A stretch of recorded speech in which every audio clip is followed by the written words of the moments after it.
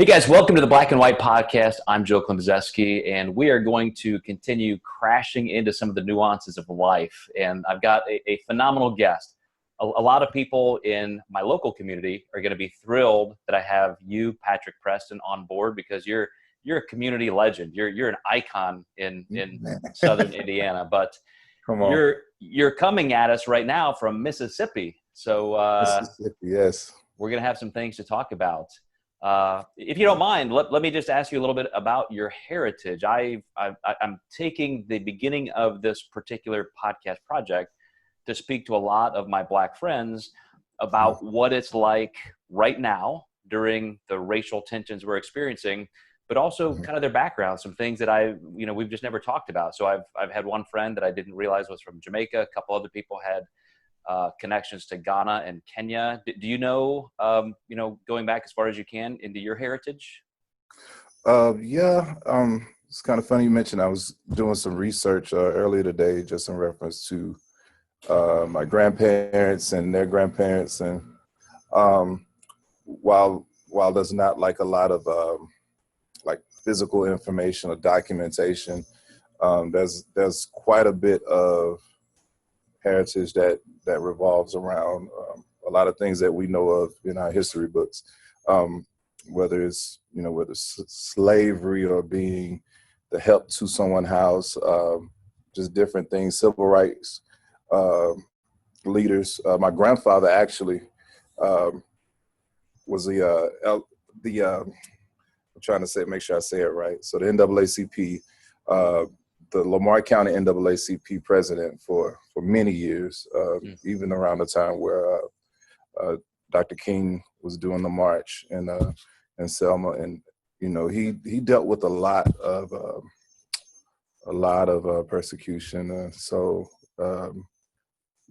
Just kind of looking at things the way they are right now, I understand more of the fight that was going on more now than I did then. As a young kid, I didn't know. But yeah, he was a civil rights leader for years. And I also watched my grandmother in her late years. She used to talk about, just different things that she had to do, like working in the fields and being the maid, and it's things like that. That's kind of like when you look at it now, and then kind of, I would say, the freedom that we have as the lineage of our grandparents and our ancestors.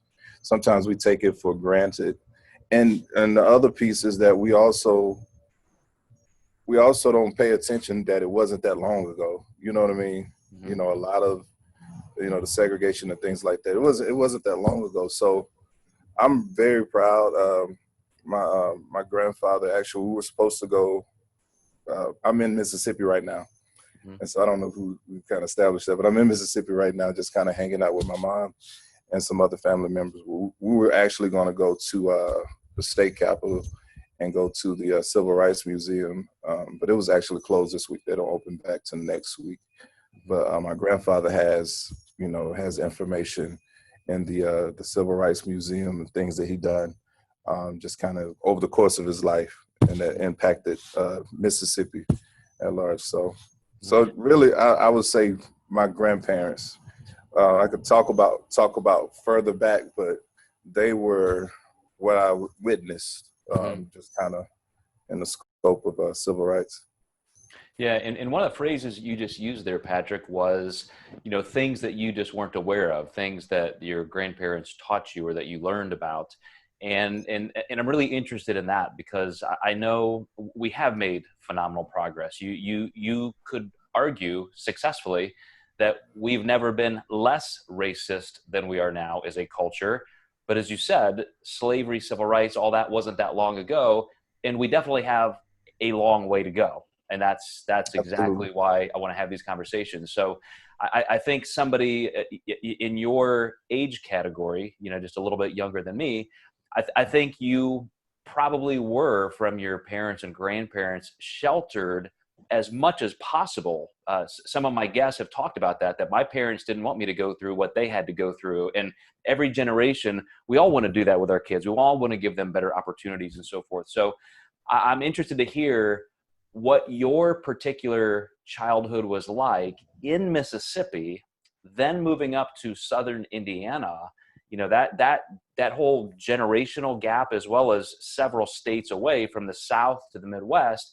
What kind of differences have you seen regionally and in terms of just time and growth as a country? Well, I would say, to add on to some of my background, my dad was a chief of police in the small town that we grew up in.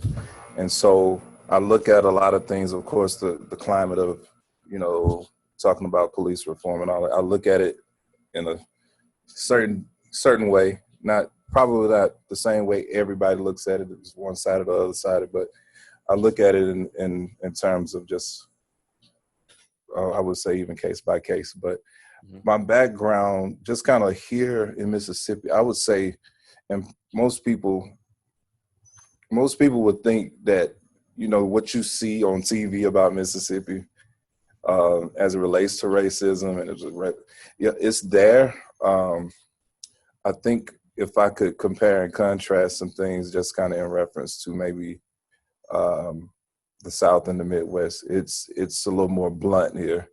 Mm-hmm. So in other words, what you see is what you get. I mean, you'll know right off, but it's not, I wouldn't say it's as bad as a lot of people want to make it out to be, but it's definitely an issue all over.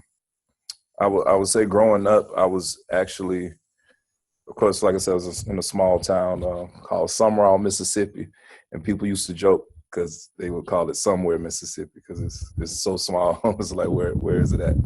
And so, but we predominantly white population, somewhat similar to Evansville as far as the ratio between whites and other races. It was pretty much the same. So I would say there are some things that would happen kind of in neighboring counties that would shock me as it relates to, having two valedictorians, a black valedictorian and a white valedictorian. Wow. Salutatorians, things like that, or separate proms. You have a white prom, then you have a black prom, like things like that. But in my particular county, it wasn't necessarily like that. And I will say because of the NAACP making sure that there was a type of course, equal rights, but an understanding of us all just living together, being as one, whether we dislike each other, whatever the case may be. That was really a fight to make us as equal as possible. And so, but there was just neighboring counties that would deal with things like that. So my wife was in one of these neighboring counties that was doing that. I think up until maybe 2008, don't quote me on that, but around 2008, they were still doing separate proms and separate. So it was like, but nobody ever challenged it, right. which was crazy to me, but I didn't know it. I heard about it, but it was like, it wasn't happening in my space and place. Mm-hmm. So it was one of those things. And so kind of speed up, going to Evansville, like I said, it's more blunt, like as far as racism is a lot more blunt here. So you know what you're dealing with, but I can't say that I always know what I'm dealing with in the Midwest.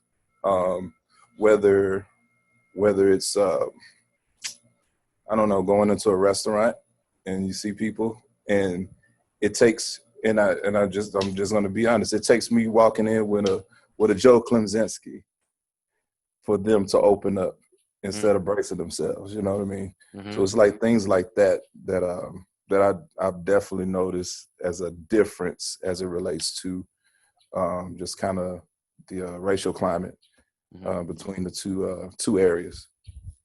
Yeah, I think it surprises a lot of people because I'm from northern Indiana to begin with, so another 6 hours from southern Indiana. And I had never honestly incurred any aggressive racism until I was in the South, until I was stationed at an Air Force base in Arkansas And that's the first time I ever saw blatant racism. And I got to tell you, my jaw dropped.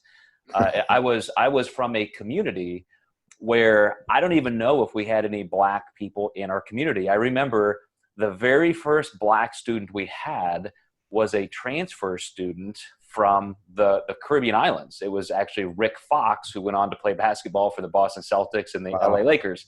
So he was in my class. I graduated with Rick Fox, and being Wow. the only black kid in our school, he was kind of a celebrity. Like everybody, you know, we all liked Rick, and he was a great friend to everybody. But I wonder for you, what an interesting contrast to be in Mississippi. You can't be more south than that. And Right. yet, right on the heels of the Civil Rights Act and movement, your dad was a chief of police in Mississippi. So did you ever encounter just overt racism or pushback on having a black chief of police? Absolutely. You know, my dad, and he worked his butt off just in reference to even achieving that goal. Like he worked for the city for quite some time, and then he just continued to gradually move up into the ranks and ended up becoming the chief of police. And so my grandfather was right there with him the whole way. There were other city officials that were getting certain treatment, you know, as far as, you know, health and benefits and things of that nature. And my dad was the last one. You know, they wouldn't even consider it. And I vividly remember my grandfather going to bat for him and just making sure that, you know, that he had pretty much the same privileges as the others that were you know, on the police force and, you know, serving as city officials. And so from that aspect, it was always kind of a thing of, you know, just kind of being accustomed to working. I would say this, and it's kind of like, again, I mentioned how, like, you know, we were kind of sheltered and shielded from a lot of things, but I've always recognized how my parents and my grandparents have to work a lot more to get what they were getting. Mm-hmm. And so that work ethic was always there. But I never really, until I got in, you know, in my later years, I didn't recognize it from the standpoint of you having to work just as hard to not make any mistakes so that you can be, so that you can just get like the standard treatment, you know what I mean? Mm-hmm. Make one mistake, then you're out. But, you know, then you have some, you know, Caucasian workers that maybe just be BSing or whatever, you know, make mistakes. And so I never realized, of course, with the discipline that we had, why it was, you know, why were they so overbearing? It was because they were trying to make sure that we were so in tune and so to the point to where almost like we were perfect, because you just almost had to be perfect to get in certain places and certain avenues and certain things. So as it relates to, you know, him and what he did and the work, I've always watched him work harder than anybody I'd ever seen before. I mean, he would get off work. He had a landscaping company, right? So he would have contracts with different housing authorities and all that type of stuff. So I would watch him, you know, jump out of his police outfit, jump right in the shower, and get ready to you know, mow yards, jump right back in the shower, do a night shift on the police force. I would watch him do that. And I'm thinking, I'm like, I know nobody else on earth is working this hard, but I just in looking at it, it was like he felt that he had to do that in order to keep his status, you know. And so, yeah. You know, that is such a common theme as I've been talking to a lot of my black friends, and it's another thing, as I'm saying, I think it really surprises a lot of my white friends. There's been this kind of reckoning where people who want to come to grips with this and want to say, okay, listen, I'm gonna use this as a learning opportunity. I don't think I'm racist at all. I don't think there's even any institutional racial bias in me, but maybe I'm missing something here. And I've got a lot of my white friends who are taking that attitude, saying, well, you know, let's just keep this momentum going. I want to see what I don't know. I want to listen. I want to learn, and I want to help everybody move a step forward. And what you just said about your dad having to work harder than anybody just to get the standard treatment, and the fact that you feel in Evansville, Indiana, that you have to be on guard unless you've got a white friend, then it's like, okay, he's cool. That it makes me think of when Barack Obama ran for president the first time. An elder statesman who was also in government for a long time, who was a white guy in the same party, this is how he described Barack Obama. This was his way of saying it's okay for us to elect this black man as president. He said, Barack Obama is clean and articulate. When would you ever say that to describe a white person? Oh, he's okay, he's clean and articulate. And it made me think that's just how institutional, as I said, this bias is, that black people of a standard general stereotype are one way, but this one is okay because he's clean and articulate. And I wonder, you, after growing up with a father who's hardcore blue collar, owns a construction, landscaping, contracting business, but he also, earns the right to become a chief of police, and he's raising his children to be able to live the American dream. You are a professional musician. You happen to be the leader of this band, Factor Primo. Love that T-shirt, man. Your gear, yes. I knew we had to bring it up at some point, but absolutely. Here I am. I'm one of your biggest fans. I stalk you practically everywhere you guys are playing in town. There's a good chance I'm going to be there. And so, to me, you're a kind of a celebrity, kind of an icon, somebody that I aspire to be around and be like, yet other people look at you with that level of skepticism. And I wonder what you could say to, just white people in general, to say, look, man, in 2020, here's what I want you to know about us, the African community, black community. And this is what I may agree with you about. This is where we have some work to do, or this is who we really are. Like, how do you explain that whole totality to those people who are really listening right now with renewed interest?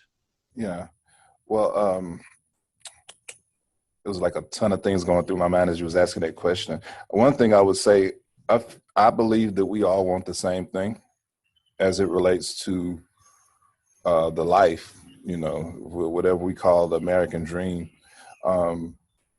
And I think as a black person living in America, I would definitely say, going back to what I mentioned in reference to how I'm viewed when I walk into a place, I would love for that to not be a thing, and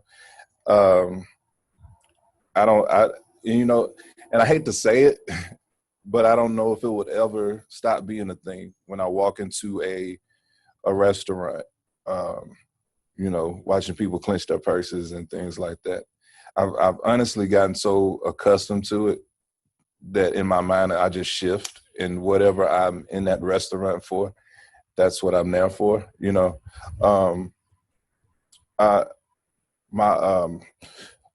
too long ago, my wife and I were talking, and I mentioned something that happened to me in reference to we had a Zoom meeting, actually, put it out, and I talked about an encounter I had with a police officer in Evansville, and it was my first time actually really talking about it. What was unique about it, it was me and my family, and like all my kids were in there. So they saw Daddy getting pulled over by the police.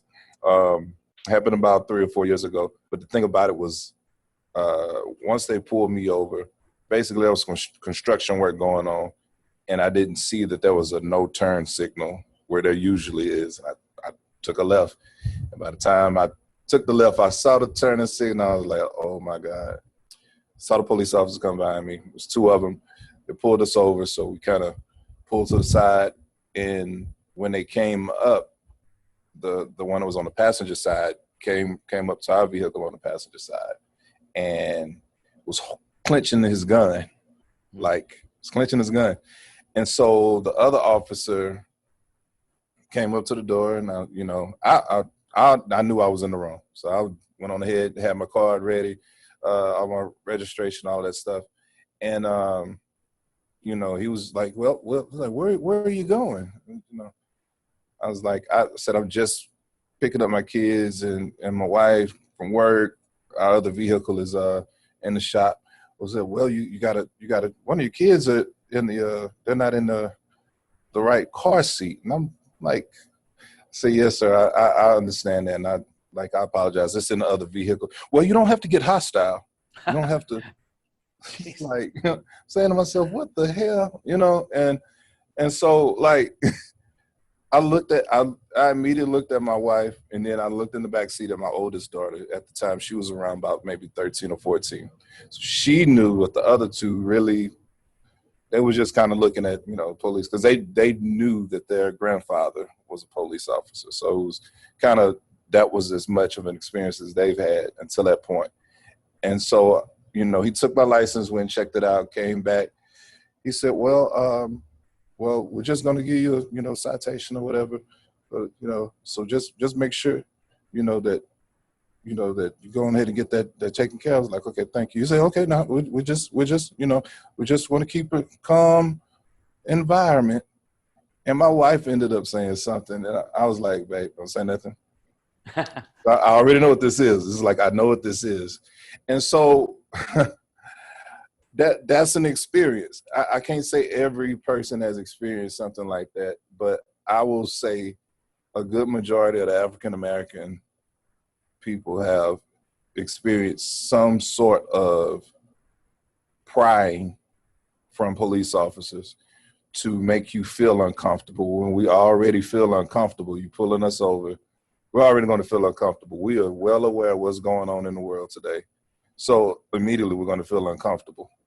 And I know I feel like I'm kind of rambling, but I'm getting somewhere. Getting somewhere with all this rambling. So it's like, again, we all want the same thing. So when you pull over, a white person for the same thing, if that's what you do, if that's the thing that you do it with everybody.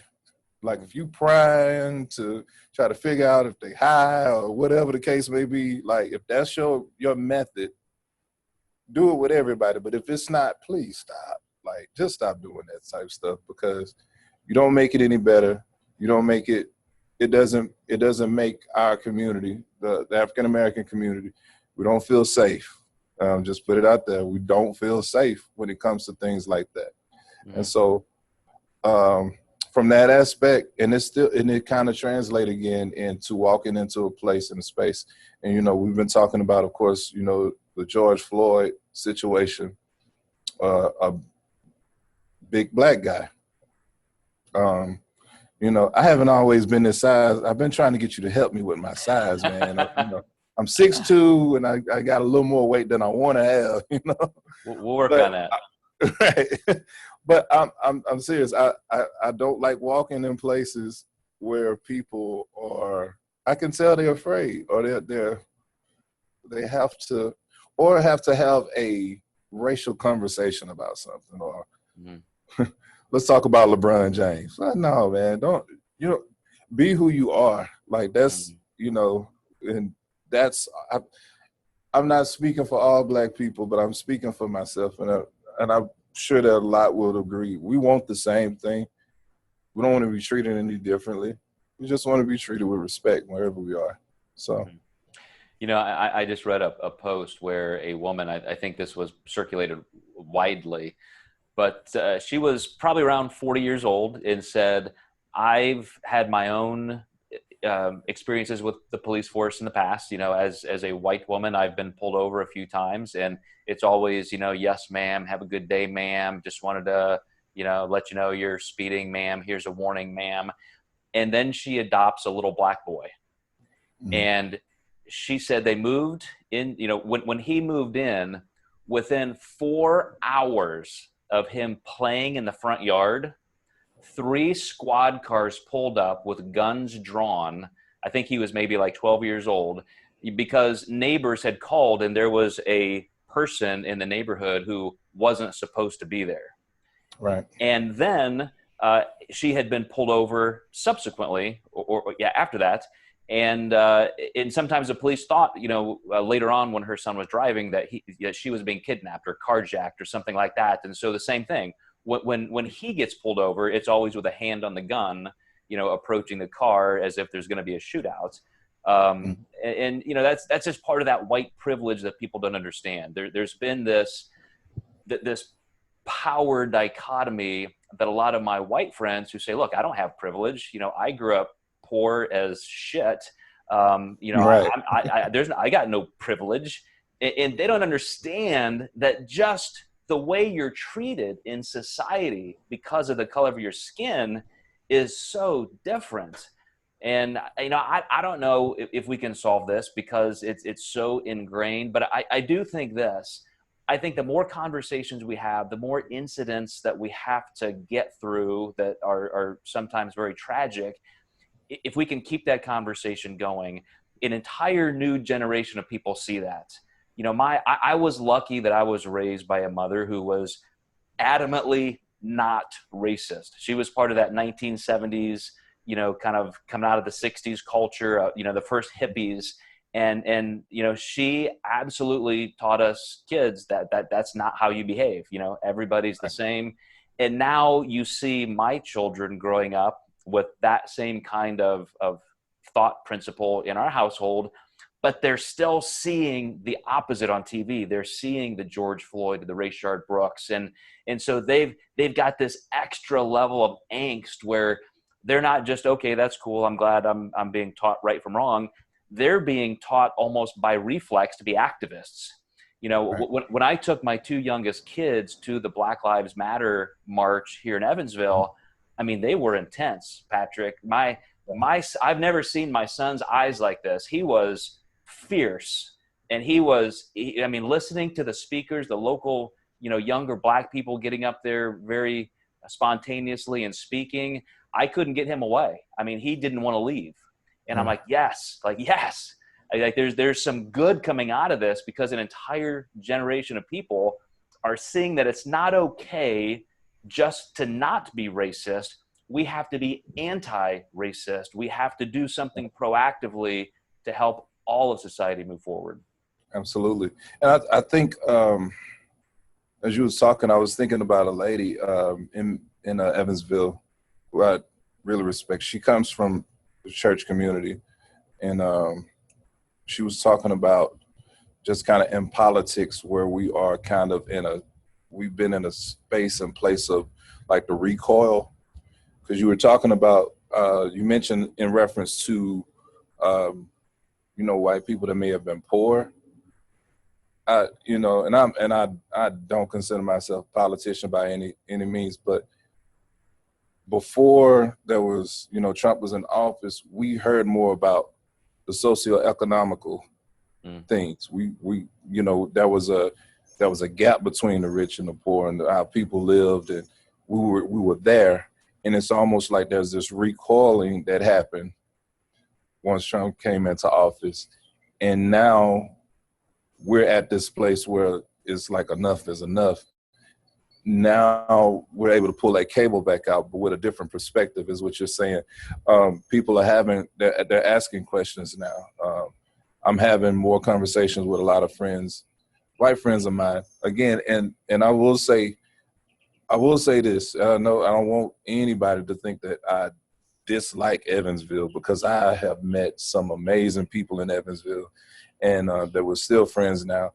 And of course, when the height of all of this began, I had friends of mine hitting me up, texting me, not trying to act as though they understood, but they were at least able to empathize.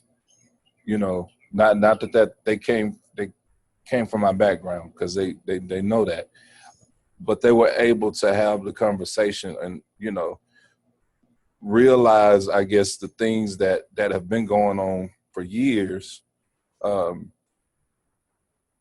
they were able to like just ask questions about certain things. And I feel like I hate that a lot of this stuff is going on, but the good out of it is, like you said, we're able to have that conversation a lot more, a deeper conversation.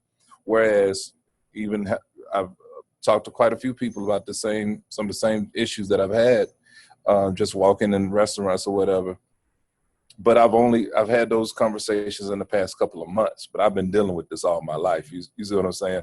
Mm-hmm. And so I think the good of it has been that we've been able to have some conversations, deeper conversations, you know, whereas, you know, certain people didn't understand what Juneteenth was.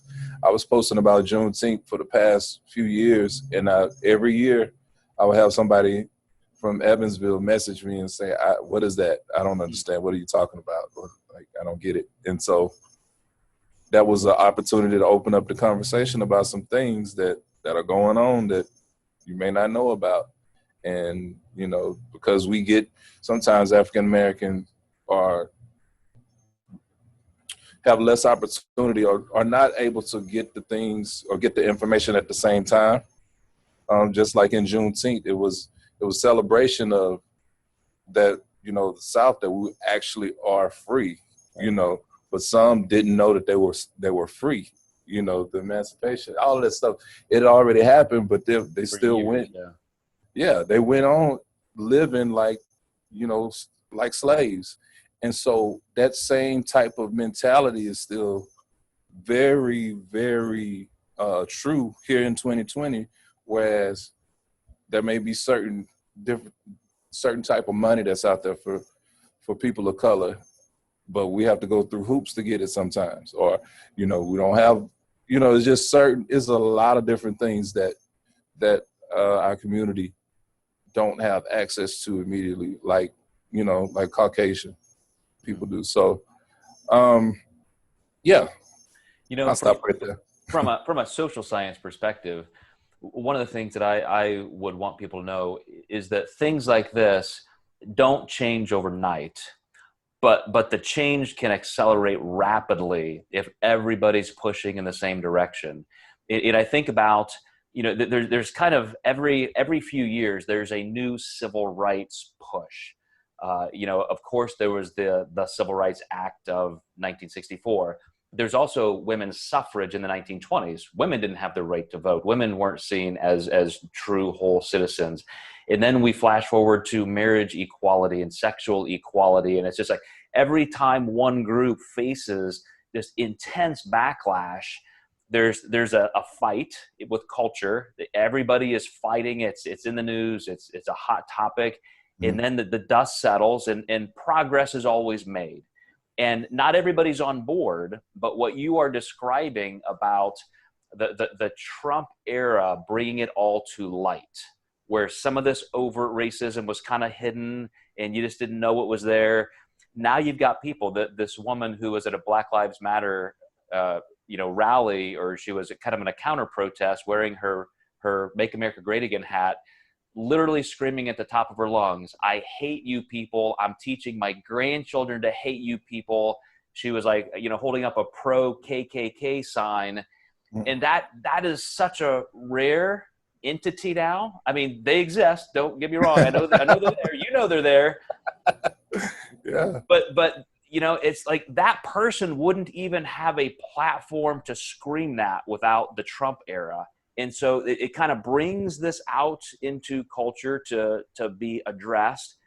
That's going to make everybody progress a step further, because I've even in my time, I've seen people in my own family go from being the kind of racially insensitive person that would you know, have a black joke or an Asian joke or a Polak joke or something like that.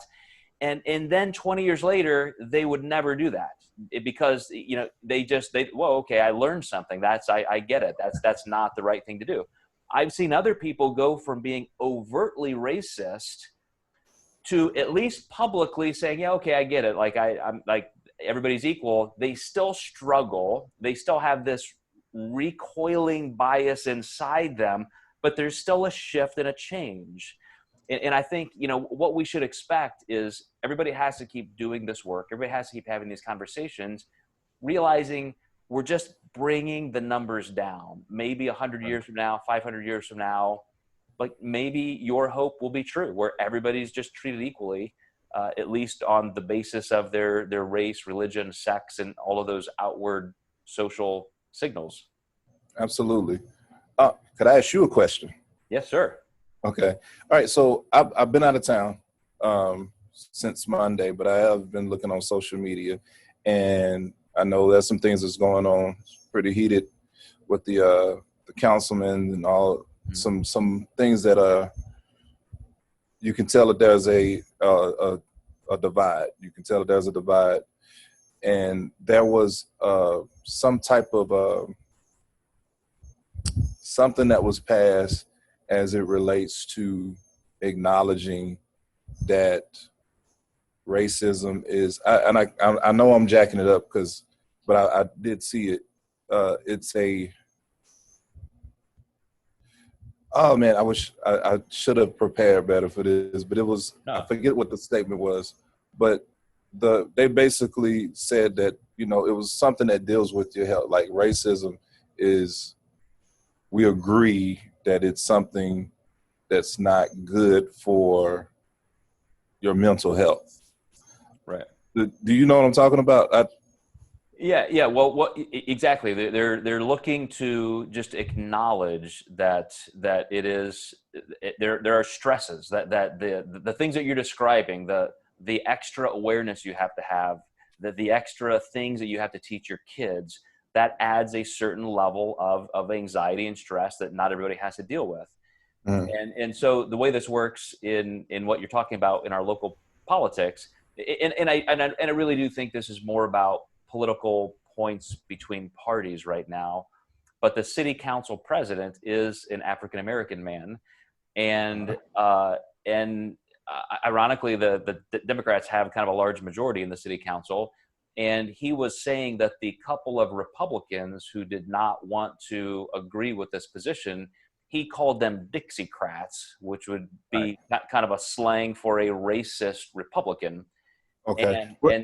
Not to cut you off, I just want to make sure I said it right. It was they're declaring that racism is a public health crisis. Mm-hmm. So that's what I was trying to get at. So, right, I did hear about the statement about Dixiecrats. Mm-hmm. And so one of the Republican, the white Republican city council members said, well, that's a racist remark. It's and you should resign. So you, as the city council president who issued that's kind of a reversed racism thing, and you should resign. And so again, now it's just kind of party against party. It's Democrat against Republican. But yeah, that happened. So, but my question, I guess my question to you is, in knowing that, like as far as the public health crisis, mm-hmm. like with your background with social science and different things, do you feel like it's always been a crisis? Oh my gosh, yeah. It's because I guess it was just funny to me for them to say it as if now it's a crisis. You know what I mean? Versus, Yeah. And that's one of those steps. That's kind of that acknowledgement where of course it's always been a crisis. It's not only a public health crisis in terms of stress and anxiety. It's a literal public health crisis when twice as many unarmed Black men get shot and killed by police officers. That's a public health crisis. When Castillo can get pulled over for a turn light being out, and as he's complying with the officer wants his ID, so he says, yes sir, I'm going to reach for my ID, and then he gets shot 6 times in the chest. When with Gray and all the people getting choked out unarmed, you're sitting there in your underwear in a tank top with your hands up, and there's a cop on your neck killing you. That's a public health crisis. Yes. There are so many layers to this, and that's why this whole thing about defunding the police, which I think we can all acknowledge is a very poor phrase. What certain people in society wants, and the Democratic Party in particular, they want to reallocate funds. Like, why does every time somebody call the cops, do you have armed guys with their hands on their guns ready to come at you when it's just a cat needs to be taken out of a tree, or there's a guy asleep in a drive-through? We need to reallocate those funds toward different ways to police, like other countries do. There are countries where instead of 10,000 people a year being killed by the police, they have 0.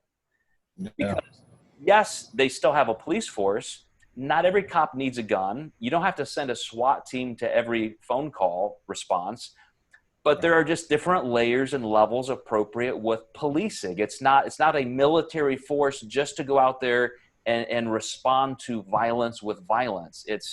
There has to be a redefinition of what this means to be a policing force in a community. Yeah, and I think, we had a roundtable at the CK Newsom a few years ago. There was something that was going on in the city. I forget exactly what happened, but it was something similar to what we're dealing with now. And there were some statements made that police are conditioned to profile. Mm-hmm. That they are trained to profile, and I'm not just talking about just from a standpoint of black and white, but just like they're trained to profile. If you have a hoodie on or whatever, you could be a white person, but like on the onset of it, it may look like a certain thing, but it may not be what they think it is when they approach that person with the hood on or whatever the case may be. But they're trained to profile, and I really hate like even hearing that. When I heard it, it made me cringe. Yeah. Because it's like, for whatever reason, they can do whatever they want to, and I'm not saying that all of them do. I'm saying there's some really good cops, but I'm just saying is somewhat feels like society has given them that prerogative to do whatever they want to when they're in those type of situations where a situation can easily be diffused. Mm-hmm. It's heightened. Mm-hmm. It can be, and I think it's those moments where things go, they go into the wrong direction, and we have these casualties that we're seeing on TV day in and day out. So I believe I'm with you. I'm not co-signing with the whole defund police. No, let's take some funds and figure out how we can do this better, because it's not we need the police officers. That's without a doubt, but there just has to be a better way of approaching situations such as your George Floyd, such as these just routine traffic stops or whatever. Like, there has to be a better way to address them. Yeah, I mean, I've got plenty of friends, and I've had a lot of clients who are in law enforcement, and almost to a person, I've always viewed them and their temperament as people who do go in, as you said, to diffuse situations. They walk in, their hand would never be on their gun. They're just, hey, let's talk about this. Let's help you out. Let's take care of this situation. They're not going in there anticipating a gunfight, and yet so many of them are now. It's just that's what has to be changed in the culture of policing. I've got a friend who was the chief of police in Oakland, and I've heard some of his stories. I mean, this was the murder capital of the country at the time when he was in the middle of his career. And wow. I mean, bad things happen, and you got to be ready for bad things. But you also have to have a culture who knows how to think through the difference at these different layers of society. Right. But that brings me to one last thing I wanted to ask you, because you mentioned your dad had to work harder than anybody just to get a standard level of treatment. And I wonder today, I look back at people like Malcolm X and Martin Luther King Jr., and I see, these guys obviously felt that.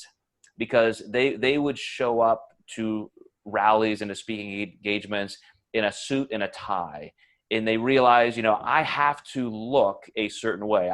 I need to make sure everybody knows I'm a professional. I'm coming in here to be civil, and I'm not creating harm, versus the caricature so many people think of the Black community now. You know, when you see youth with, the snapback cap sideways, whatever, pants, halfway off of their rear end, all of the things that you see make other people comfortable, whether you're Black or white. That's part of being a youth. That's part of being in a culture, no matter what race that is. And I wonder, you as a professional musician, you must be treated differently sometimes by your sheer appearance. You show up somewhere looking like the professional musician you are, with your keys, with the band, or you just put on a ball cap and a hoodie and go to Home Depot. Like, there's got to be two different experiences that you have. Right, absolutely. And I think I try to appear for the event. Like, I try to have the right appearance for wherever event I'm in. I know that sometimes, like, say for instance, if I do something with the Evansville Philharmonic, I automatically know that's a black and white attire type deal, more formal, like tuxedo, suit, or whatever. And then there are other cases where I may just have a solid T-shirt on. I feel like in all of it,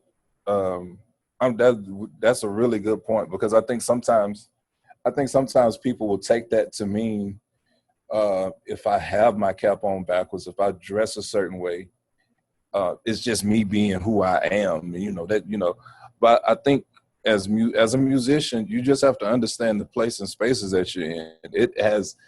And this is only me talking. I know when I go into certain spaces and places what I need to put on, and it's not based on my skin color. You don't. It's not for you to stick out like an oddball. Like, you can still have your swag in a suit, You can still have your swag when you're in the nightclub. I change it up. Musicians, that's kind of what we do anyway. We change it up. We change it up. But I think, just kind of from that standpoint, you will find younger musicians having that issue with image and not understanding, like, you can still be who you are in a suit. You can, but understand that that's what this event calls for. I believe I've gotten opportunities and, other opportunities because of how I carried myself in certain places and spaces. It's not, I wouldn't even call it code switching. That's what a lot of kids say today. Is like, if you change up your dialect and how you talking with certain people. I wouldn't even call it code switching. It's just, this is the environment that I'm going to be in, and I don't need to stick out like a sore thumb. Just be that person. You can still be yourself. The clothes don't make you; you make the clothes. Yeah, and I do see an area of improvement in culture in general. Like my son, who's a musician, has long curly hair halfway down his back. And a generation ago, he would have been made fun of as, you're a girl, are you a queer, are you this, are you that? But we go into a restaurant the other day and we're making an order, and this guy looks at him, because, Trey, he's like 6'4", he looks Absolutely. like a musician. Yeah. So the guy asked him, he goes, you look familiar. What do you do for a living? And he said, I'm a musician. He goes, of course you're a musician. And then he starts talking like, what kind of music do you like? And there was no animosity. There was no derision at all. But he's got a certain look that a generation ago would have made people skeptical of him on all different levels. And I just, it kind of hurts me still that as a Black person or any other race, you have that extra level of scrutiny that other people have moved beyond. Yeah, I would say, like, I was that person that was doing the crazy hair. So tell your son, like, if you go on my Facebook page, you go way back, you'll see, like, where I had long dreads. look like a Rastafarian. And people, people would always, they knew immediately I was a musician. Of course, people still do it now because I kind of wear this half mohawk or whatever. But like, that was a thing. And I think at that time I was totally being a rebel. Not that I don't want dreads or anything now, but like, I think I did it because I knew a lot of people didn't like it to that point, because you can see me in a different light. Like, I can have dreads, but like, that doesn't mean I smoke weed. Mm.